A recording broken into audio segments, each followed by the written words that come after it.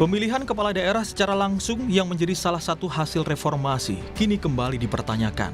Wacana pilkada dipilih oleh DPRD kembali menguat dan memicu polemik. Sejumlah partai politik pendukung pemerintah menilai pilkada langsung terlalu mahal, syarat konflik, dan rentan politik uang. Namun kritik keras datang dari oposisi dan kalangan pakar yang menilai usul ini sebagai langkah mundur demokrasi. Wacana ini pertama kali menguak ke ruang publik saat Ketua Umum Partai Golkar, Bahlil Lahadalia, menyampaikan pernyataan dalam peringatan HUT Golkar Desember lalu. Bahlil menilai pilkada langsung menimbulkan biaya politik tinggi, konflik horizontal, dan memecah masyarakat di daerah. Ia pun mengusulkan pilkada dikembalikan melalui pemilihan oleh DPRD.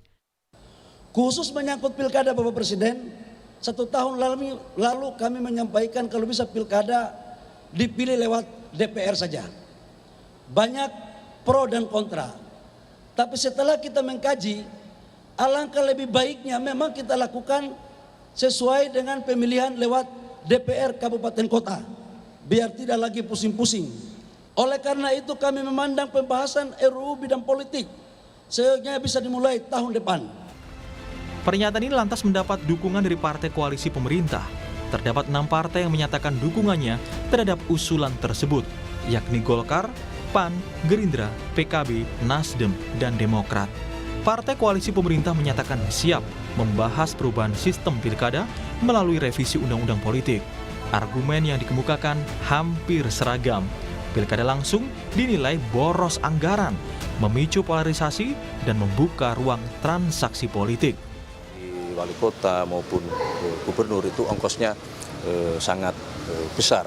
Belum dari sisi negara ya, dari sisi negara dalam hal ini mengenai pembiayaan. Nah inilah yang kemudian kalau kajian di kami internal Partai Gerindra, kami memang terus terang salah satu yang mengusulkan atau berpendapat bahwa kita berkehendak untuk mengembalikan sistem pemilihan kepala daerah itu melalui mekanisme di DPRD.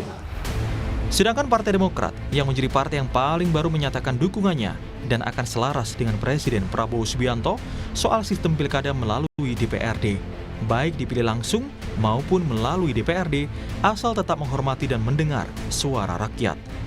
Partai Demokrat menegaskan kebijakan ini harus melibatkan partisipasi publik yang luas. Pengamat politik Ray Rangkuti menilai perubahan sikap Partai Demokrat tidak lepas dari dinamika kekuasaan. Pemilihan kepala daerah oleh DPRD dinilai akan menarik kembali hak politik rakyat dan memperkuat kontrol elit terhadap kepemimpinan daerah.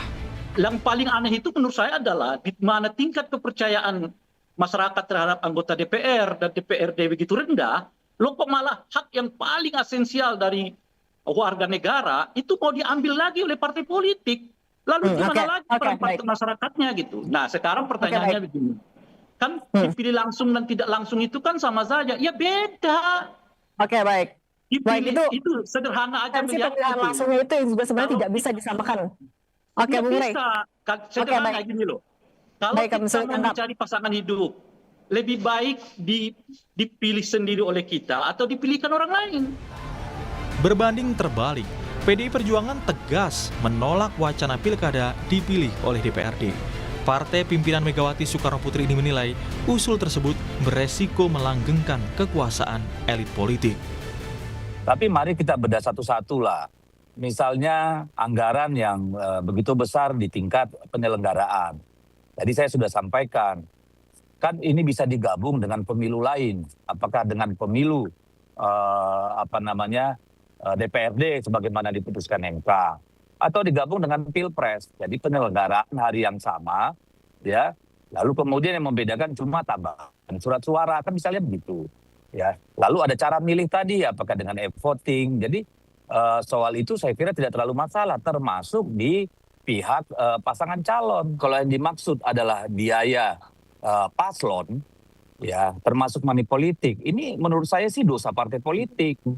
Pertama, salah satu yang membuat biaya besar bagi paslon itu adalah mahar partai politik.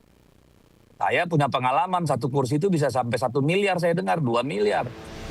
Pakar hukum tata negara yang juga pengajar di Sekolah Tinggi Hukum Indonesia Jentera Bivitri Susanti menganggap wacana ini sebagai sinyal kemunduran demokrasi Pasalnya, memilih pemimpin adalah bagian dari sistem demokrasi yang sudah diatur dalam undang-undang.